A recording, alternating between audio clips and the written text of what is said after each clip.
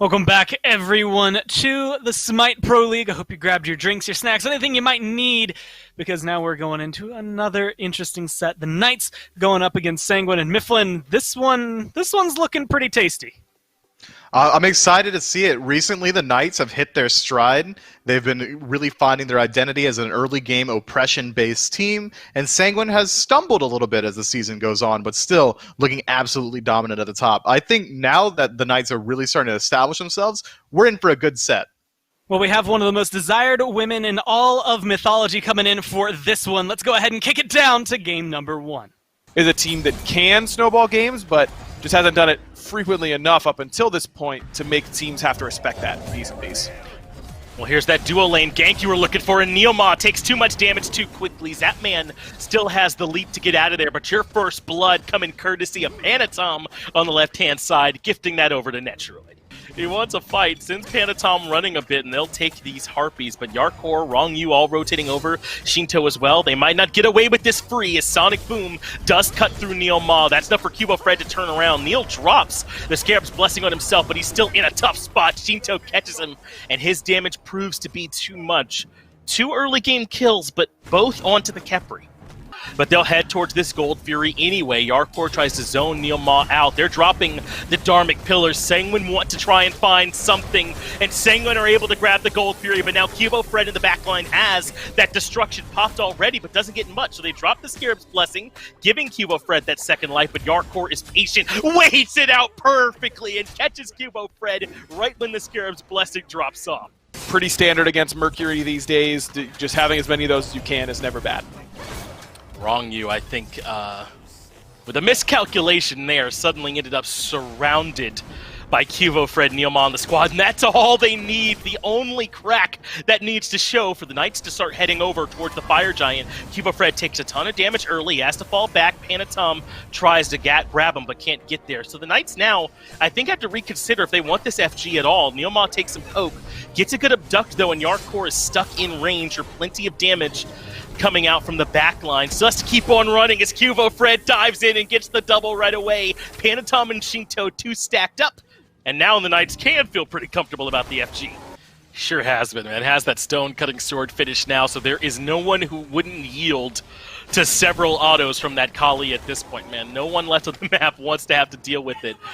So Sanguine group up and force down the Tier 1 tower and right, but now they're in some trouble. Good dash from Wrong-You lets him get away from that ranged route, and the Knights won't force the issue any further unless they get a good axe. So Yarkor has to dash back out. Cubo Fred is only in the damage from Shinto for a moment, and he's already taken a bunch of poke, so they use the Sonic Boom. Sanguine don't want to give them time to heal up outside of combat. The silence is there on Scary D as well, but Sanguine don't have any other way to force this fight. They couldn't find enough. PK, slow and methodical, waiting their turn. And ready to get right back in. Dharmic Pillars does come out from Sanguine to try and slow down the aggression, and Cubo Fred is low, but he'll step back and heal. Panatom knows if he can find an opening, he can blow him up quick, but none is there. Instead, he has to use beads to get away from the Lord of the Afterlife from Scary D. There's that mini root there for a second, and Panatom wasn't dealing with it. He is out of there. And you got through 2 of the lives, Destruction and Undying Love, but Scarab's Blessing's still up and still scary here for PK. And the Fire Giant's already down. Knights grab it. They've created enough space on the back of that fight. And I think Sanguine went about as patiently about that as they could, and there just wasn't any cracks showing in that armor. Now Wrong-You grabbed by the abduct, pulled back in, and he's just too easy of a target. Zapman gets the kill. We may only have 7 total in this game up until now, but this is just what the Knights are looking for. I think that was something that always stood out to me was how well they understood the big picture in their games, and it continues this year.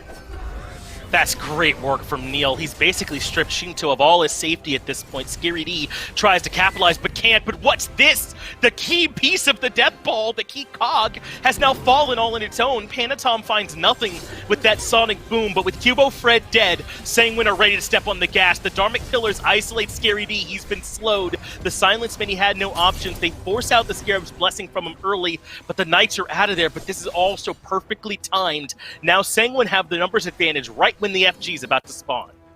But they still have pressure on that left side, those fire waves coming in, and PK somehow know that everyone reset.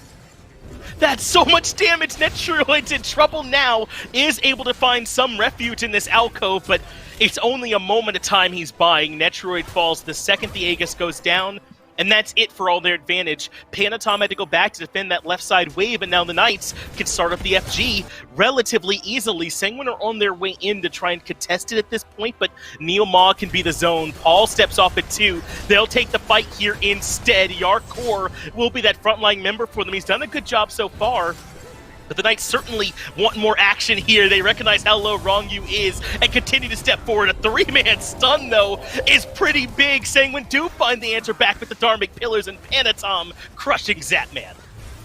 In order to really feel like they are in control of this game, late game, and we just haven't seen it yet.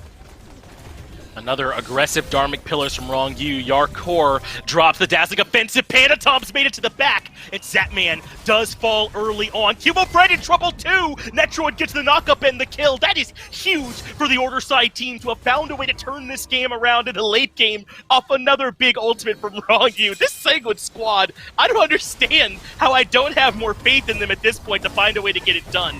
They haven't won anything yet, though, as they start up the Fire Giant fight. The Knights are right back in to try and contest, but Sanguine will be sticking this one. They're going to take the Fire Giant successfully, and the Knights can only watch. Man, unbelievable that they are in this position now. Scary, Blink, plucked back in. Good Scarab's Blessing, and he'll get reset whether Shinto wants him to or not because of that Eclipse, but that left side Phoenix has already gone back down. Sanguine knows that they have to do something about that wave eventually. They do, but they have to capitalize on this window as well. It's 2 questions they must answer simultaneously, so they choose the right side Phoenix, and they are burning it quickly. Scary D steps in and dies quickly as well. Maybe Sanguine have a chance for the counter end, but Paul and Cubo Fred coming up, that combo too strong. Instead, Sanguine elect to back off and try and back in time to defend their base. And has some ward coverage. I don't think he knows that the whole team is here. Drops Dharmic Pillars once he spots them out, and the Knights are on the full retreat. Zatman leaps away right away. There is the Undying Love. That is extra life number 1, forced out by Sanguine already, and Rongyu still looking for lockdown. There's just not much follow-up yet. And Panatom can get there, and he finds Scary, but only Scary. That's not the target. Yeah, I don't think so either. It feels like Sanguine now starting to force this fight, but again, Cubo Fred dies instantaneously when he tries to get to the backline. What is going on with this Kali? Cubo Fred is not making it work right now. Can't happen, man. It just can't happen. I mean, there's a lot of disjoints, a lot of CC from Sanguine. Fred's died 3 times in a row without ulting. You're not winning games when you do that with Kali. You're just not. We gave him a ton of credit about how they'd be able to execute this late game comp. And weirdly, they've looked better everywhere else this game. Rongyu drops the ultimate. Again, Yarkor heads to the backline, and Sanguine feel unyielding. Sanguine feel like they're going to find a way to turn this one around somehow, but Scary D has moved back in. He's pushed back all this aggression from the Order side team, so even with the Frenzy and all the abilities used, they cannot find their kill.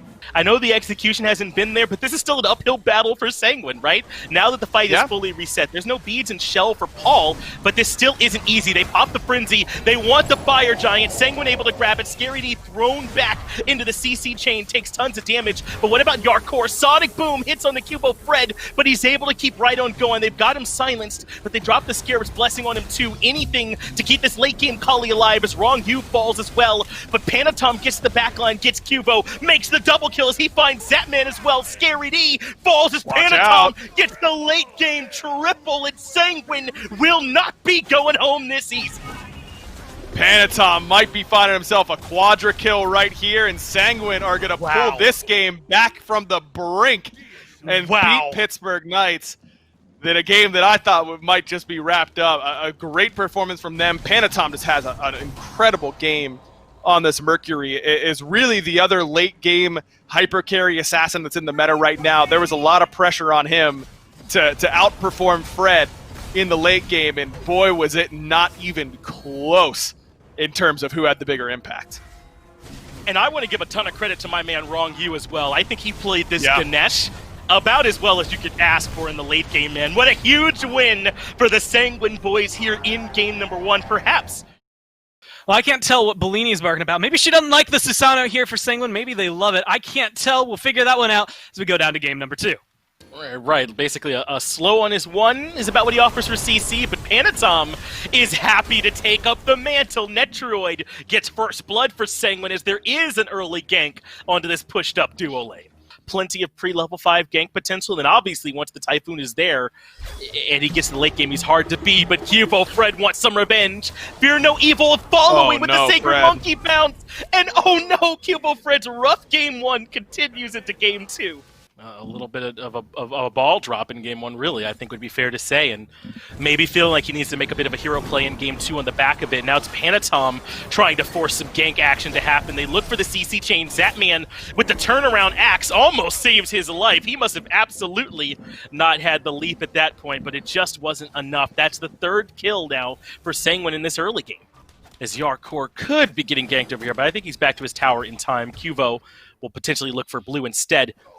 But it's hard to give these guys, I feel like, the credit they deserve, as Panatom does bring Cubo Fred low. He finds the jump over the wall, but Yarkor is here, the Typhoon there too, and Cubo Fred barely surviving, so the Taiko drums come out for Shinto, but a blink does get Cubo out of there. They may have earned, because we've watched these other players do it so often, but now they're here to collect on their earlier gank. Scary D is pulled right back in, the Whirlwind of Rage and Steel is too much, and Sanguine get 4 unanswered. When E United got that upset right up against Space Station. I mean, no one, I think, was expecting a 2-0 there, and Cubo Fred's got to be careful. He wasn't necessarily looking, has to use the Fear No Evil defensively, and I think at this point Cubo knows he's not letting anything else slip away. He's willing to use it, but Panatom is going to try and catch him while he's backing. Underneath the Tier 2 tower, though, he's still safe, and Cubo Fred will get to back. A little surprised that Rongyu led with the 1, but doesn't matter because as soon as Cubo backs, Neil Ma is going to join him, but the fast way. But here's the Paul effect. He just goes aggressive, even up against 2 members, and gets a much-needed kill to slow down Panatom. Does put the wall back up and forces Shinto out, but Rongyu with the ultimate has enough damage. Paul will eventually pay for his crimes, but I don't know, Aggro. Mentally, it might be worth it just to see Panatom die there. Yeah, exactly. And honestly, Fred really isn't that far behind as Netroid up 2 levels, bullying Zap out, beads aggressively to find the solo kill. No problem whatsoever for Netroid. I think people kind of forget just how much damage Thoth has the potential to do, especially when there's reliable setup. But Scary D could be in trouble again. Cubo Fred is lurking. I think that they knew that this aggression was on the way, and Sanguine are all in on the dive, so Cubo Fred puts the ultimate perfectly on the back of the tower, but Whirlwind of Rage and Steel hits both, gets the kill on the Scary, and pulls Cubo Fred back. The River's Rebuke from Neil Maul does cut off the aggression, but Yarkor is right back in with that Kakulin, and does enough to make sure that everybody else makes it out alive. In that slot, as he's worried about some of this extra control from Sanguine, probably Rongyu in particular, but this could be good. Netroid has to use the beads to get away from Cubo Fred with the Fear No Evil. He was trying to do his purple, but the whole squad of the Knights are here as Netroid baits everybody perfectly, but a great Riptide is even better in response, so Rongyu comes through, grabs Neil Ma, throws him underneath the Tier 2 tower. Panatom gets Zatman. Neil Ma will certainly die back there at that positioning, and Cubo Fred is low as well, and where can he run on the wrong side of the map? Shinto gets the kill, Panatom gets a double, and suddenly Sanguine are cleaning up everywhere. That potential is definitely there. How many times have Sanguine caught members of the Knights just kind of standing around? Zatman has the beads and Aegis Force back, is in the waiting grasp of Netroid for another kill, as Sanguine clearly the team right now that's setting the pace here for this match. The Knights obviously were not expecting it. No, and now another reinitiation. Blink in from Yarkor. He's about to transform. Scary, nowhere for him to go except on a trip around the world. First-class ticket bought by Netroid. Big Fear No Evil, though, from Cubo Fred, but I don't know how much it's going to matter. Yarkor does die. Cubo Fred gets 1 return kill, but Panatom goes hunting to find the kill into Cubo. But Paul misses that last hit from the evade and punish, and isn't going to be able to get enough from the Hieroglyphic Assault. Scary D moves in, does get the kill into Panatom, but is immediately traded back out. But this is big that Pittsburgh Knights were able to find anything, and Paul gets the max range kill there onto Netroid. Sanguine might have got a little bit ahead of themselves diving quite this far. Panatom, Rongyu, and Yarkor are in position to set up a front line, but they've dropped the Fire Giant for now. They really are putting all this eggs in winning this team fight basket. It's working so far. Rongyu gets Neil Ma. Shinto somewhat celebratory Tycho drums has been expended as well. So a lot used, but they do get that kill onto Neomon, and they come right back to fire, and the Knights are done with it, man. They're heading right back to base. Where he can't hit you. Like, he just always has the upper hand on those Phoenix Sieges. But maybe we just outright one-shot him, and then we don't have to worry about it. That's a good plan, Panatom. Yeah, not bad. That relieves a lot of the pressure I was just worried about if we could take Paul out of the equation early. So now Sanguine could freely push down this tier 2 tower in left. And it looks like even though right side Phoenix is exposed, they want this more valuable left Phoenix, and Knights don't have their best tool for defense. Just impossible when Paul is by red. I mean, he's just dead as soon as he steps up that far, just like Zap is by being anywhere on the map. Wow, Sanguine are playing clean right now, aren't they? They get to both backline carries really before the fight has even started. That should make their work on the left side Phoenix so much easier at this point. They do burn that Phoenix down pretty low. Trying to step forward is Scary D, but he gets pulled back into, has to use that Fatal Strike just to get out of there defensively. So Sanguine start to surge forward. They're not ready for an end call yet. There's still a tier 2 tower up, but this has been really clean from them so far. But I think that this is right. Just let Ronnie tank it up for 20 seconds and then finish it off for that extra buff. But PK, wise, steps up and just forces the hand of Sanguine. I think that is good, as long as they can get out without losing much more. And right now, that looks possible. Scary D has this last Riptide to get him out of range. So yeah, that is heads up. If that's what the Knights were doing, was trying to make sure they couldn't get the weight on the enhanced one, then that's a great call by them.